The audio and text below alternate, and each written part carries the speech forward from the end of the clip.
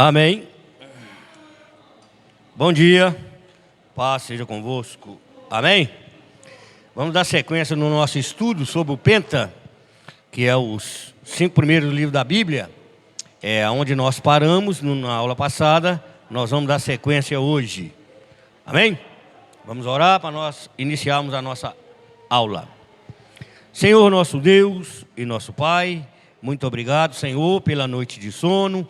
Muito obrigado, Senhor, por mais uma oportunidade que o Senhor está nos dando de estarmos vivos.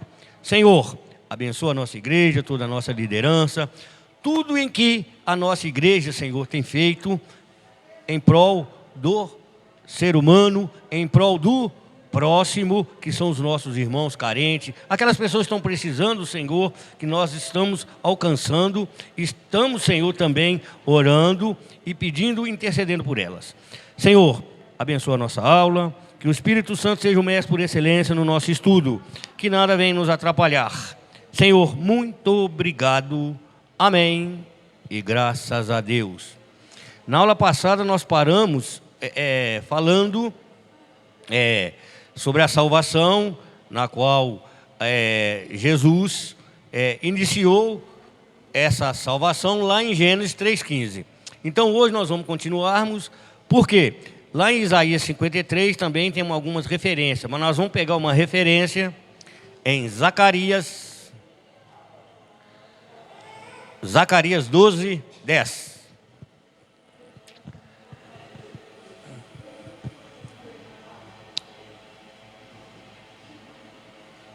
Zacarias 12, 10.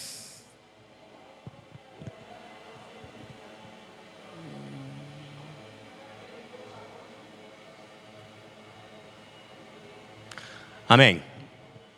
Que diz assim: mas sobre a casa de Davi e sobre os habitantes de Jerusalém derramarei o espírito de graça e de súplicas, e olharão para aquele a quem transpassarão e o prantearão, como quem pranteia por seu filho único, e chorarão amargamente por ele, como se chora pelo primogênito. Então, o que Deus está querendo falar ali? Ele está querendo falar ali sobre o mensageiro, né? O mensageiro da aliança. Esse mensageiro da aliança, o que é um mensageiro? Aí a gente tem umas lendas aí, né? Do pombo correio, né? Também é um mensageiro, né?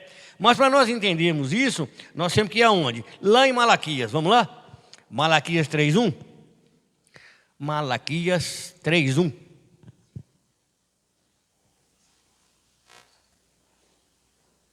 Que diz assim: eis que envio o meu mensageiro, e ele há de preparar o caminho diante de mim. E de repente virá ao seu templo o Senhor, a quem vos buscais, e o anjo do pacto, a quem vós desejais, eis que ele vem, diz o Senhor dos exércitos. Ali já começa a profetizar a vinda de Jesus. Porque um dos profetas que profetizou a vinda de Jesus Cristo foi quem? O profeta Isaías, né? Porque para a gente entender a Trindade do Pai, do Filho e do Espírito Santo, é lógico que no início diz a Bíblia: no início criou Deus os céus e a terra. Quando a gente vai lá para o Evangelho de João, lá também dá as mesmas referências, né? Porque aí já entra o verbo. O que é verbo? É a palavra. A palavra significa verbo. E o verbo se fez carne e habitou entre nós. Além do Espírito ter também habitado entre nós. Então, a gente precisa entender essas duas coisas. Porque quem que é o Senhor dos exércitos? É Deus. Quem que é Senhor dos exércitos? É Jesus. Quem que é Senhor dos exércitos? É o Espírito Santo. Em algumas aulas que a gente deu aqui no curso do ITQ, a gente falava sobre isso, sobre as funções da Trindade. Deus tem uma função, Jesus tem outra função, E o Espírito Santo tem outra função. Eu conversando com uma pessoa essa semana, ela falou: Zé Carlos, eu não entendo direito, vocês falam assim, que Deus não tem mãe. Claro que não tem mãe mesmo, não é? Deus não tem mãe, não é? Quem tem mãe é Jesus. Né? Porque Deus, ele é o quê? Espírito. Né? Então, apesar que Jesus é profetizado logo no início da Bíblia, lá em Gênesis 1, 26, né? Lá diz o seguinte: façamos o homem, ali é o homem mesmo, conforme a nossa imagem e a nossa semelhança. Ali já está os três: Pai, Filho e o Espírito Santo. Façamos, está no plural. E esse plural já é os três. Né? Então, quando a gente começa a adentrar na Bíblia, de Gênesis até Apocalipse, a gente vê muitas referências sobre o Pai, o Filho e o Espírito Santo. Porque nós, hoje, nós somos da época de quem? Da época de Jesus. O que é isso? É da época de Mateus, pelos evangelhos de Mateus para cá.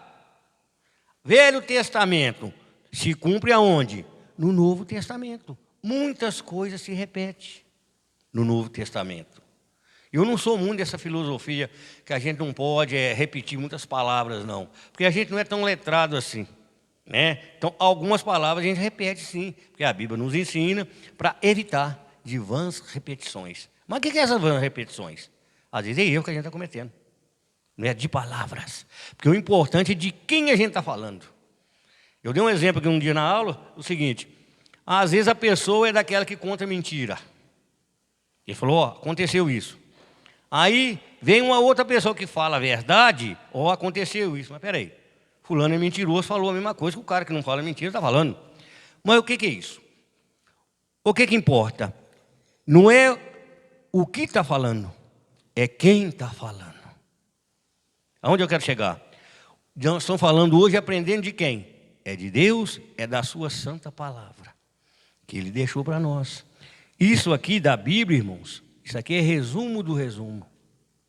Eu falei que na outra aula, lá no Evangelho de João 21, 25, lá está escrito assim: nem tudo que Ele fez, João escrevendo, creio eu, não caberia no mundo inteiro. Que isso? Agora é na nossa mente.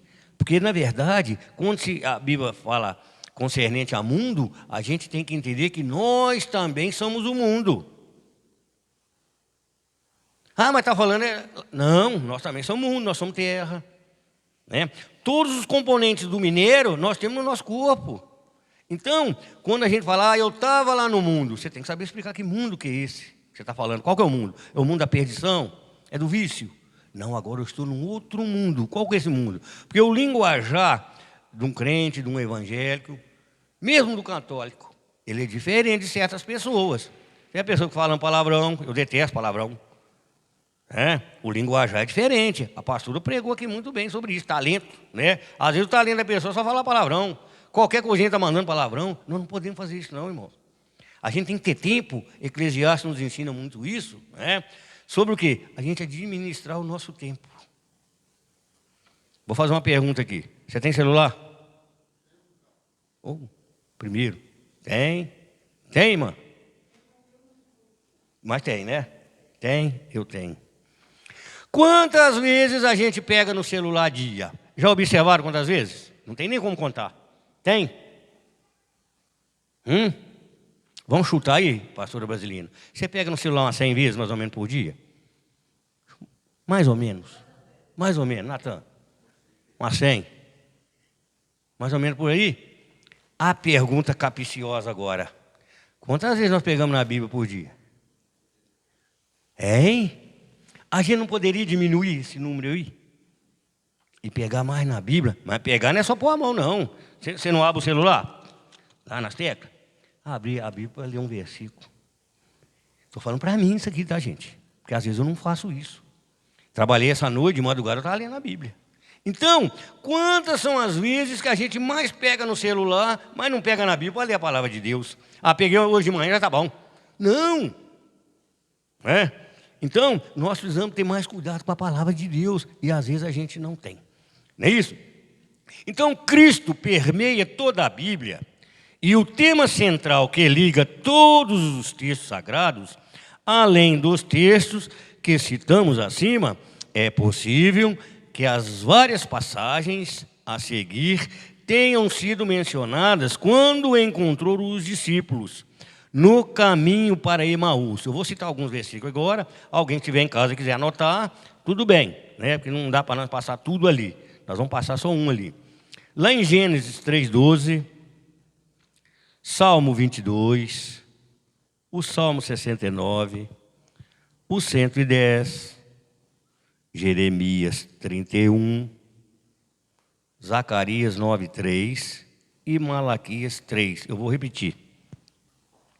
Gênesis 3:12, Salmo 22, 69, o 110, Jeremias 31 e Zacarias 9:13. Malaquias 3 também diz tudo isso sobre o que nós estamos falando. Vamos lá agora em Lucas, Natan. Lucas 24, nós vamos ler o verso 43 e 44. Lucas 24.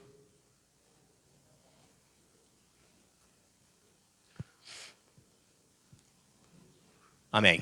Que diz assim: o qual ele tomou e comeu diante deles. Depois lhe disse: são essas as palavras que vos falei, estando ainda convosco, que importava que se cumprisse tudo o que de mim estava escrito na lei de Moisés, nos profetas e nos salmos. O que ele está querendo dizer ali? Quando ele entregou as leis para Moisés, então ali estava falando alguma coisa que era para a gente cumprir, e antes estava falando de quem? Dele. Dele quem? Deus. Por quê? Ele que inspirou mais ou menos 40 homens, né, a escrever a Bíblia. Porque se a gente for estudar muito e adentrar muito nos estudos, quantas coisas foram tiradas da Bíblia. Por exemplo, os evangelhos são mais de 100, são 4. Né?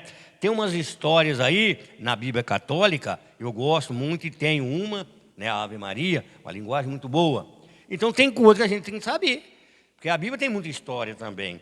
A Bíblia, na figura de linguagem, ela tem ironia, branquiologia, ela tem um monte de figura de linguagem. E nós precisamos aprender pelo menos um pouquinho de uma, o que é uma parábola, né? O que é um sinedoque. Então a gente precisa aprender essas coisas. Tá. Muitos dias podem ter decorrido entre os acontecimentos descritos nesses 2 versículos. Por quê? Jesus e seus discípulos viajavam para a Galiléia e retornaram a Jerusalém antes da ascensão de Cristo aos céus. Tudo isso ele fez o quê? Antes dele subir aos céus. Porque antes ele era o quê? Carne e osso, igual nós estamos aqui. Né? Então, antes dele subir, então aconteceu muita coisa. Vamos lá em Mateus 28? Mateus 28, 16.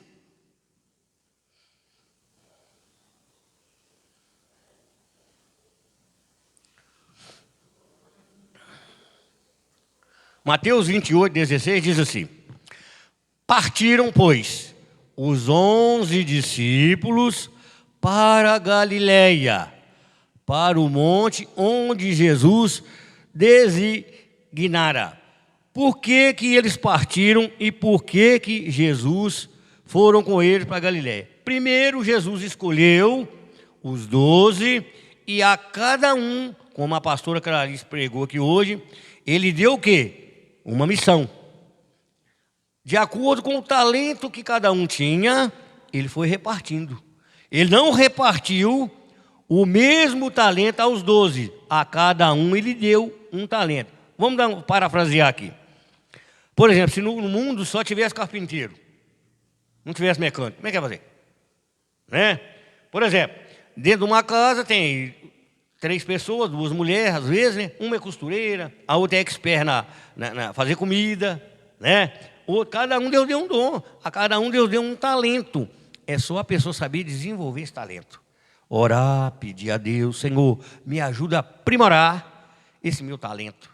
Porque na igreja, irmãos, é cheio de talento. Às vezes está ali enterrado, está aí sentado, né? Ou às vezes está em casa, não quer fazer nada. Quer ver um talento que eu admiro muito? Essas pessoas que fazem visita.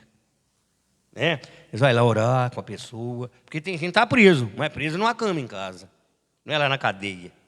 Né? Então, a pessoa vai lá com o maior carinho. A nossa igreja tem muita gente que faz isso, né? E gente preparada. Né? Porque às vezes a pessoa não está preparada, eu vou lá na casa da fulana fazer uma visita. Mas vai na hora do almoço, na hora do café, nas horas boas, né? Não, você tem que saber a hora que você vai na casa dos outros também, não é assim não, ué. Né? Para tudo, igual eu falei outrora, tem tempo. Você tem que saber administrar o tempo para você fazer uma visita. Né? É lógico que a Bíblia não determina o horário. O horário quem faz é a gente. O nosso cronos, que é o calendário, o horário, né? O relógio, então a gente tem que saber administrar isso. Porque o de Deus é o Kairos. Então, o tempo dele é que ele vai agir na nossa vida.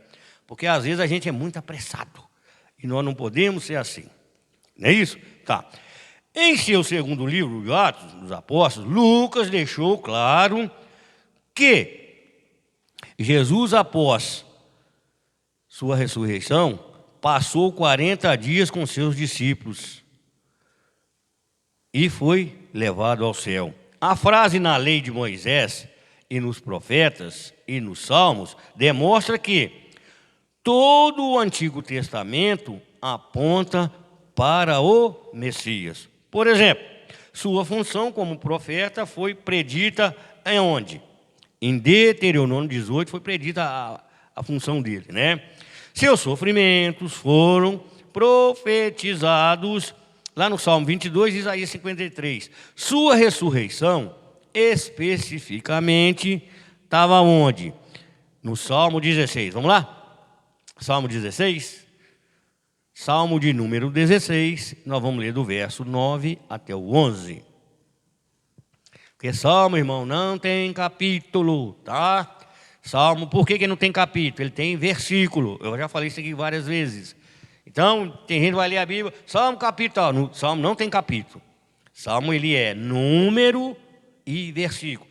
Salmo de número 16 e o verso é o 9.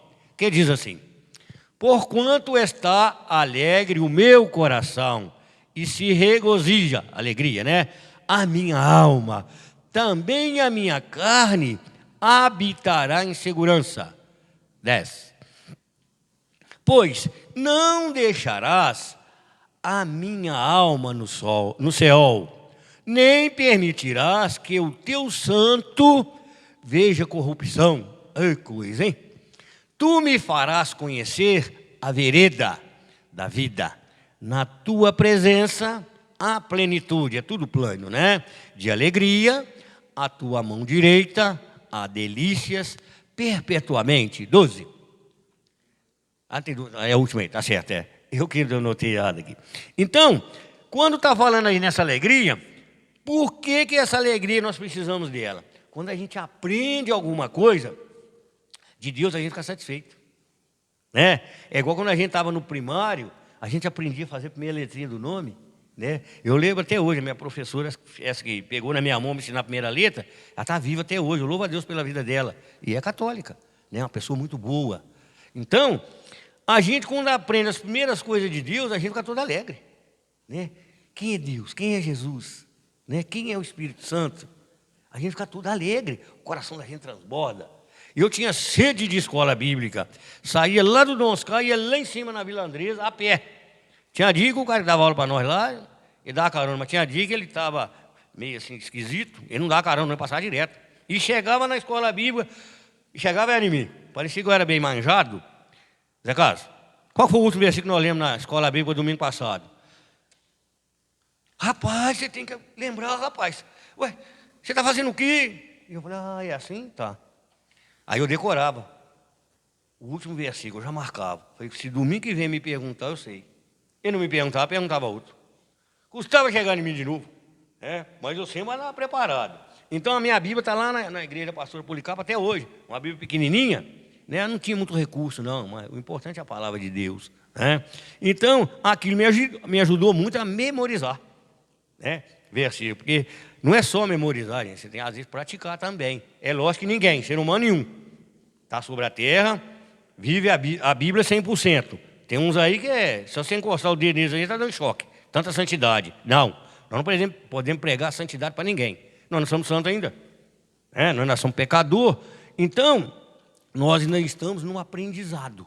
Então, a gente tem que ter essa sede, de querer aprender, ter vontade, ter aptidão. Porque senão o nosso talento fica enterrado. Se você me perguntar assim, você gosta de pregar ou gosta de dar estudo? Eu gosto de dar estudo. Faça as duas coisas. Cada coisa na obra de Deus você tem que fazer um pouquinho. Me parece, Natan, olha para mim, por favor. Se não me falha a memória. Isaías 22:10.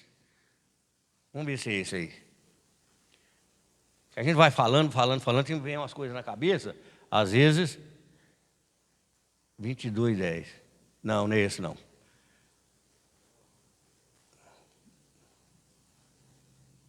(28:10). Vê o 28:10.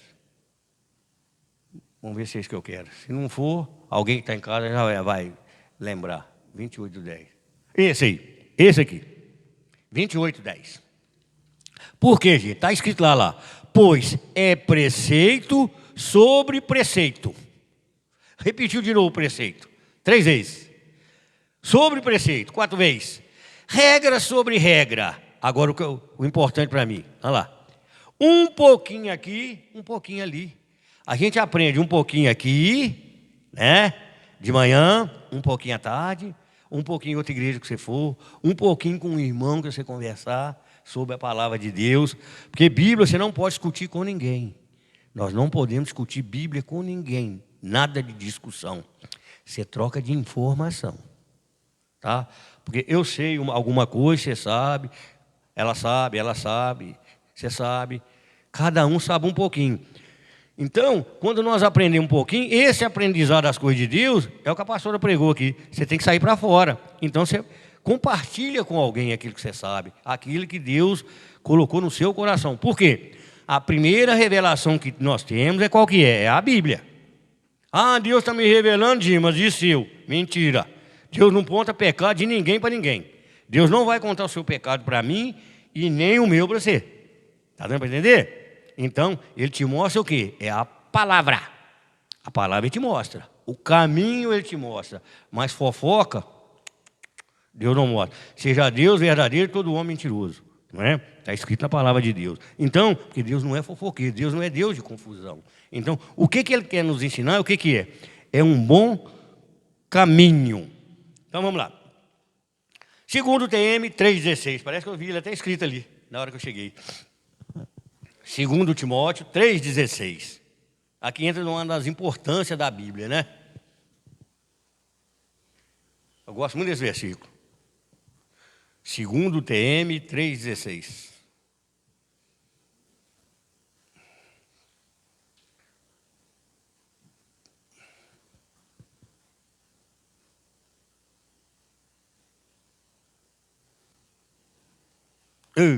O versículo é abençoado. Isso é lindo demais.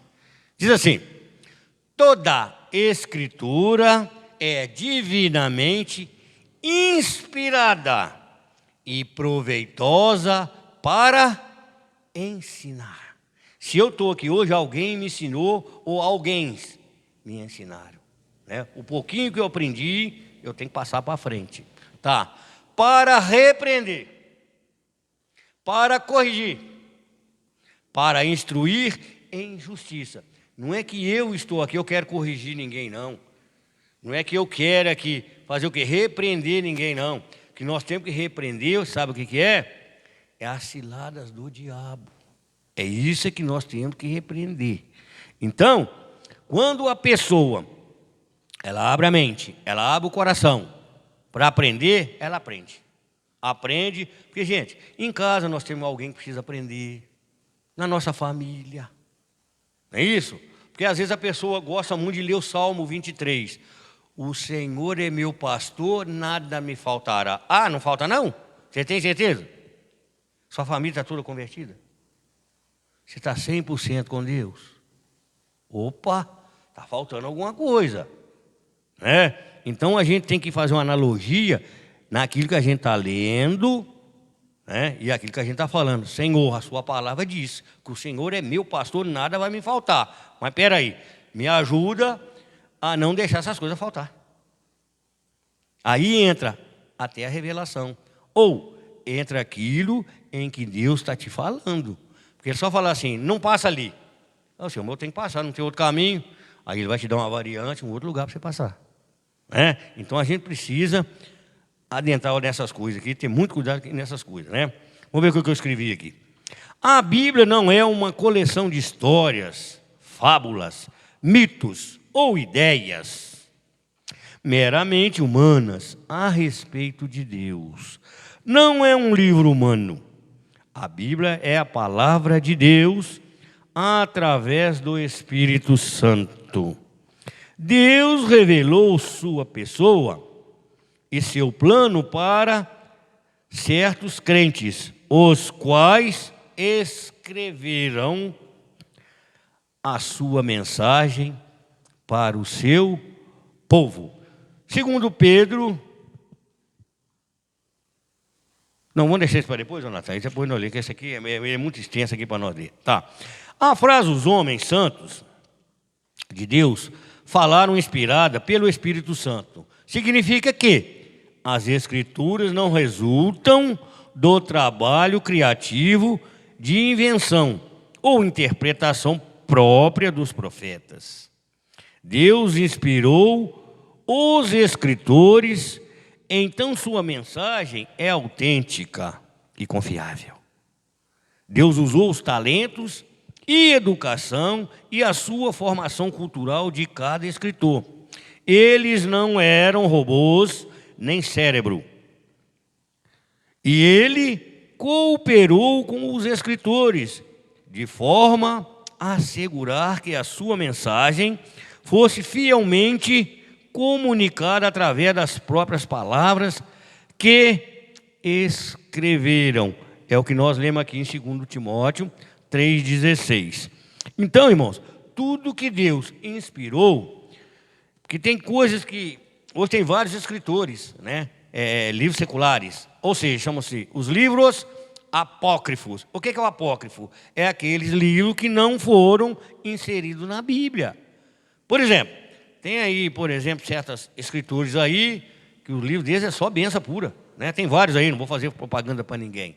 Mas só que, para a Bíblia, para inserir na Bíblia, foram esses que já estão na Bíblia, né? É lógico, a gente deve pegar alguma ajuda, né? Sim, aquilo é coisa de Deus, está falando sobre Deus, tá? Eu quero ver o que o escritor aqui, esse autor aqui está falando. Porque na Bíblia tem vários autores, vários nomes que escreveram. Os profetas, por exemplo, os profetas maiores. Por que se dá o nome profetas maiores? Não é que é a estatura, não. É os profetas que escreveram mais. Né? Mais o quê? Sobre Deus. Os profetas menores, é os pequenininhos, igual eu? Não. Eu, irmã Nadir, né, irmã Nadir? Nós somos pequenininhos, né? Meio Zaqueu. Né? Não, isso não. É porque escreveram menos. Entendeu? Então tem os maiores e tem os menores. Agora, peraí, os maiores é mais abençoado que os menores? Não, não é isso que a Bíblia fala. Né? Porque segundo uns estudos, parece que eu estava no 2º ou 3º ano de teologia, um professor nosso lá falou o seguinte: devido ao manto em que Jesus foi envolto, né, eles conseguiram fazer a medição do tamanho dele. Né? Eu não vou falar aqui porque alguém vai querer criticar e tal, eu sou da altura de Jesus, não, não é isso não. Né? Que não importa, o que importa é ele estar dentro de nós. Né? A altura, a cor, isso aí não importa. Né? Então, hoje nós precisamos do quê? Olhar mais para o lado da palavra de Deus, tentar aprender um pouco mais.